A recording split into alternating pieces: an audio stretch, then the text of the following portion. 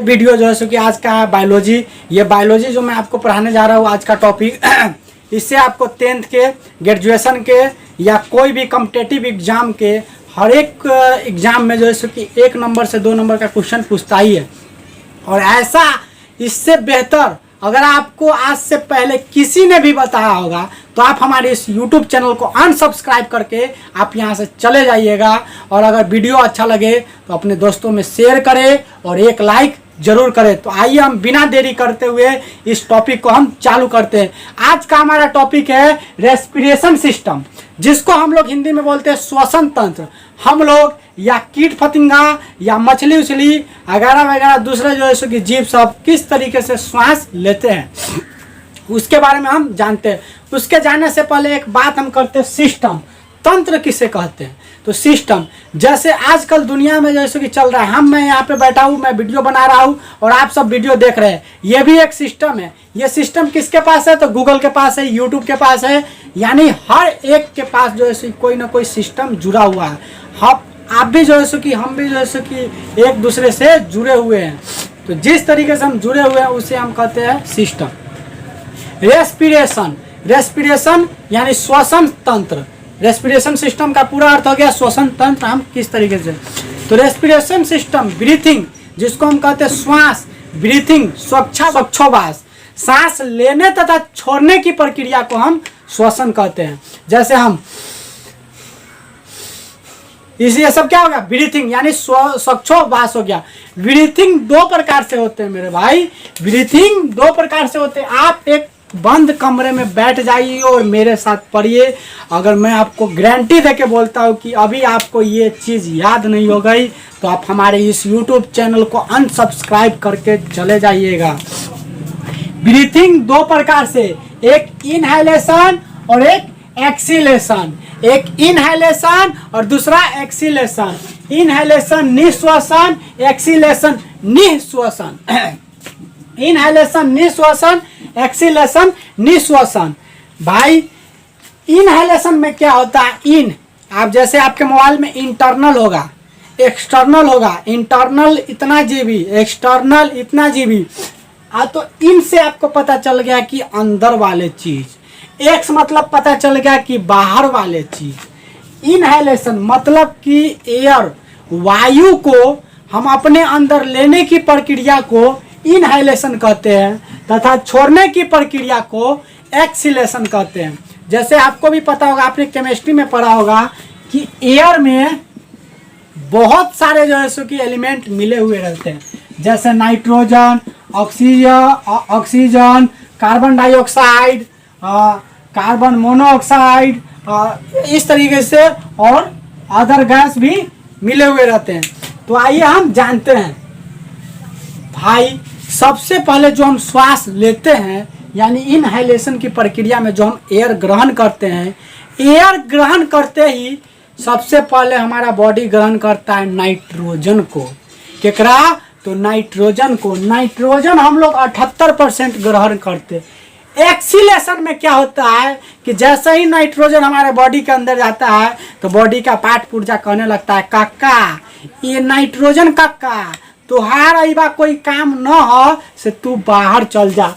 जितना लेते हैं उतना ही हम उसको बाहर छोड़ देते हैं। जैसे आपने एक बार सांस लिया, सांस छोड़ दिए, 78% नाइट्रोजन लिया, 78% छोड़ दिए। ऑक्सीजन, ऑक्सीजन 21% लेते हैं। तो ऑक्सीजन के बिना तो हम जिंदा रहेंगे नहीं।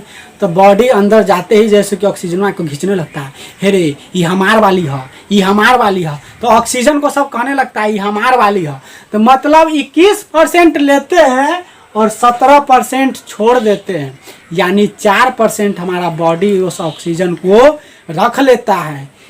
तो कार्बन डाइऑक्साइड हम 0.03% लेते हैं, मतलब 9 की मात्रा में, और बॉडी उसको 4% छोड़ देता है। ब्लड से निकला अदर चीज से जैसे जो कार्बन डाइऑक्साइड निकलता है वो सारा चीज लेके एक बार हुगील देते हैं। हुगीलना का मतलब समझते हैं, एक बार ले ढकार देना, बकोर देना। तो नाइट्रोजन कितना परसेंट? जितना लिए उतना छोड़ दिया, यानी 78% लिए 78% छोड़ दिए। ऑक्सीजन जो है सो कि 21% लिए और 14% छोड़ दिए। कार्बन डाइऑक्साइड 0.03% लिए और 21% भकोर दिए। तो जो ये 4% का ऑक्सीजनमा में हेर फेर है, ये ऑक्सीजनमा का हेर फेर जो है सो कि कहाँ पे जाके कंप्लीट करता है लगभग में, तो कार्बन डाइऑक्साइड के पास जाके कंप्लीट करता है। जो 4% हम रख लेते हैं तो फिर 4% तो देना पड़ेगा। मान लो भाई हम तोरा से 500 रुपया लिए, तो तोरा हम फिर 500 रुपया देंगे तब ना हिसाब किताब बराबर। तो नाइते हम प्राकृतिक से जो इतने सामान लेते हैं तो इतने सामान देंगे तब ना ओकरा से हिसाब किताब हमारे बराबर होगा। ये बात। अब हम जानते हैं कि जीवों में श्वसन अंग कौन कौन से होते हैं। जीवों में श्वसन अंग कौन कौन से होते हैं। स्तनधारी जो जीव होते हैं जिसको हम लोग मैमल्स कहते हैं, वो लोग जो है सो कि फेफड़ा से जो है सो कि क्या लेते हैं, तो सांस लेते हैं। अच्छा एक चीज़ बताइए, स्तनधारी आपके अनुसार से सिर्फ जो है सो कि मादा ग्रुप के यानी फीमेल कैंडिडेट ही आते होंगे? नहीं, हम लोग भी स्तनधारी ही होते हैं। पुरुष कैंडिडेट, मेल कैंडिडेट भी स्तनधारी होते। बशर्ते यही है कि महिला के अंदर स्तन ग्रंथि होता है, जो 13 साल के बाद जो है सो कि वो स्तन ग्रंथि काम करना शुरू होता है, इसलिए उनका जो है सो कि स्तन जो है सो कि दिखने लगता है। और हम लोग भी स्तनधारी जीव ही है। मछली जो है सो कि गिल्स से लेती है, गलफर से, जिसको हम लोग गलफरा बोलते हैं। मछली, आपका फोटो जो है सो कि दिख रहा होगा मछली गलफरा का, वो मछली जो है सो किससे लेती है, तो गलफरा से लेती है। मेढक बौआरे 3 प्रकार से श्वास लेता है। बेंग मछली जानते हैं आप लोग?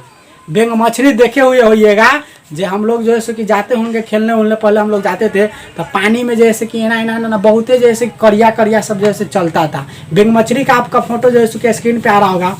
वो बौआरे हम लोग उसको समझते थे कि मछली है, आ छान के लिए आते थे, आ खदा में रख देते थे, पता चलता था कि भकलोलवा बड़का होके तो बेंगवा बन गया है रे। तो मछली जब बच्चा रहता है, जिसको हम लोग बेंग मछली बोलते हैं, इंग्लिश में टेडपोल बोलते हैं, तो गिल्स से लेता है। जैसे ही उसका जवानी चढ़ता है, केकरो जवानी चढ़ता है तो तंगा फरफराने लगता है, तो एक जेनाइते जवानी चढ़ता है बेंगवा के, ये फेफड़ा से लेना शुरू कर देता है। अब बुढ़ारी में तो ओनाइतो हड्डी मर मर मर मर चिल्लाते रहता है। जेनाइते ही बुढ़ापा में जाता है तो धरती के अंदर चला जाता है। बरसात का मौसम जब खत्म होता है तो ये स्किन से लेता है, यानी अपने ऊपर जो स्किन उसके लगा हुआ रहता है वो स्किन से लेता है। अब कहिएगा सर धरती के नीचे बात, जैसे ऑक्सीजन में ऑक्सीजन रहता है, मतलब न की मात्रा में, तो एक बारी कस के जैसे कि स्किन में जैसे कि ऑक्सीजन ले लेता है, फेफड़ा में भेज देता है। अब इंसेक्ट जो कीट पतंगे होते हैं वह ट्रेकिया के माध्यम से यानी श्वास नली के माध्यम से जो है कि वह लेते हैं। जहाँ से हम लोग खाना खाते हैं और पानी पीते हैं या सांस लेते हैं, तो ये सब जो है ट्रेकिया, इसे हम क्या लोग बोलते हैं, ट्रेकिया लोग बोलते हैं। तो ट्रेकिया के माध्यम से कॉकरोच को आप लोग देखे होइएगा, कॉकरोच के तो जरूर देखे होइएगा। लड़कीवा सब तो देख के गाड़िए कहेगा कि देखेगा 20-22 गो है तो गाड़िए देख के कहेगा ओह माय गॉड कॉकरोच। आ ओकरे जैसे कि देखेगा कि अकेला में ले कॉकरोचवा के खूब जात के मसल देता है। आ लड़कों का से करनी कॉकरोच आप लोग जैसे कि देखे ही होइएगा, आपके घर में बहुत सारा होगा।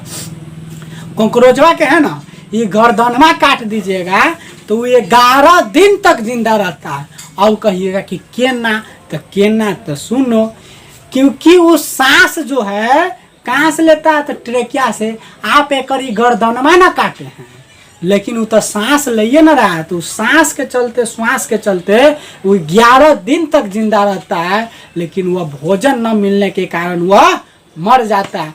अब बताइए हमरा एक चीज बात, ये हम आपका जो है सो कि गर्दनमा काट देंगे तो आपको यहाँ पे हम एगो जो है सो कि देखते होइएगा, आप किसी का ऑपरेशन होता है गला उला का, तो यहाँ से एगो पाइप निकालने रहता है, ओकरा लटकैले के देले रहता है। ये खूब बलगम तलगम खेकार पोटा सब वही में है, जैसे सांस लेता है और वही में निकालता है। तो आप देखे होइएगा कि ना, जरूर देखे होइएगा। लेकिन मानव जो है सो कि नाक से मानव का श्वसन अंग बहुत होता है, तो हम आपको ऐसे ही याद करा देते हैं। नासा छिद्र, नासा कपाट, फायरिंग्स, लैरिंग्स, इसको हम लोग बोलते हैं साउंड। लैरिंग्स को क्या बोलते हैं, साउंड। यहाँ पे देखिए जिसको हम लोग कंठ बोलते हैं, देखे हुए, ये पुरुष में जो है सो कि ज़्यादा निकल जाता है। नासा छिद्र, नासा कपाट, फायरिंग्स लैरिंग्स, नासा छिद्र, नासा कपाट, फायरिंग्स लैरिंग्स, अरे ट्रेकिया, अही में सांसो जाता है, अही में जैसे कि खनमो जाता है। तो ये ट्रेकिया, अब ट्रेकिया आगे जाने के बाद देखिए ये डायग्राम से समझिए, नासा छिद्र, नासा कपाट, नासा छिद्र, नासा कपाट, फायरिंग्स लैरिंग्स, फायरिंग्स लैरिंग्स, उसके बाद ट्रेकिया, फायरिंग्स लैरिंग्स, ट्रेकिया, ट्रेकिया के बाद ये दो भाग में बढ़ता है, ब्रोंकाई और ब्रोंकियोस्ट, ब्रोंकाई और ब्रोंकियोस्ट, ब्रोंकाई और ब्रोंकियोस्ट के बाद जो है सो कि इसमें जो है सो कि एगो ऐसे रेशेदार जो है सो कि निकल रहता है, ब्रोंकाई और ब्रोंकियोस्ट। और इसमें जो ये जहाँ पे सांस जो है सो कि ऑक्सीजन जाके जमा होता है वहाँ पे ये ऐसे गुच्छा के टाइप की तरह ये रहता है। इसको हम लोग बोलते हैं एल्वोली, वायु कोष्ठक, एल्वोली, क्या बोलते हैं? एल्वोली, वायु कोष्ठक। तो याद हुआ, याद करने का तरीक, नासा छिद्र, नासा कपाट, नासा छिद्र, नासा कपाट, फायरिंग्स लैरिंग्स, नासा छिद्र, नासा कपाट, फायरिंग्स लैरिंग्स। दो बार बोलिए, नासा छिद्र, नासा कपाट, फायरिंग्स लैरिंग्स, फायरिंग्स लैरिंग्स। उसके बाद जो है सो कि ट्रेकिया, फायरिंग्स लैरिंग्स के बाद ट्रेकिया, ट्रेकिया के बाद ब्रोंकाई, ब्रोंकियोस्ट, ब्रोंकाई, ब्रोंकियोस्ट और एल्वोली। हो तो गया। इसी तरीके से तो मानव जो है सो कि सांस लेता है और फेफड़ा में भेजता है, फेफड़ा में क्या करता है? भेजता है। इतना बात समझ में आया। अब एक चीज बात और हो कि ब्लड में ऑक्सीजनमा कौन पहुंचाता है? तो ब्लड में ऑक्सीजनमा कौन पहुंचाता है? तो वो देखते हैं हम लोग कि ब्लड में ऑक्सीजनमा कौन पहुंचाता है। देखिए ये जो है सो कि ऑक्सीजन हो गया, ये आता है ब्लड, ब्लड के द्वारा ही सेल, सेल के द्वारा ही माइटोकॉन्ड्रिया, माइटोकॉन्ड्रिया के पास ही जो है सो कि ऑक्सीजन होता है। यही ऑक्सीजन को जो है सो कि तोड़ के क्रेब्स साइकिल के द्वारा ग्लूकोज का निर्माण करता है, पायरुविक एसिड के माध्यम से ग्लूकोज का निर्माण करता है, जिससे हमें ऊर्जा मिलती है। तो ऑक्सीजन ब्लड में क्या चीज होता है? तो आरबीसी, आरबीसी को लाल रखने का काम कौन करता है? तो हीमोग्लोबिन।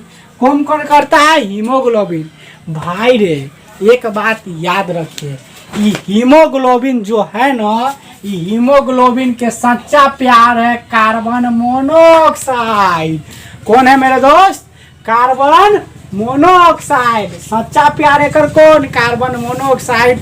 अभी तो ये रीति रिवाज चल रहा है कि सच्चा प्यार से जो है सो कि हमको शादी न हुआ तो हम हो गए बेगाने घर के।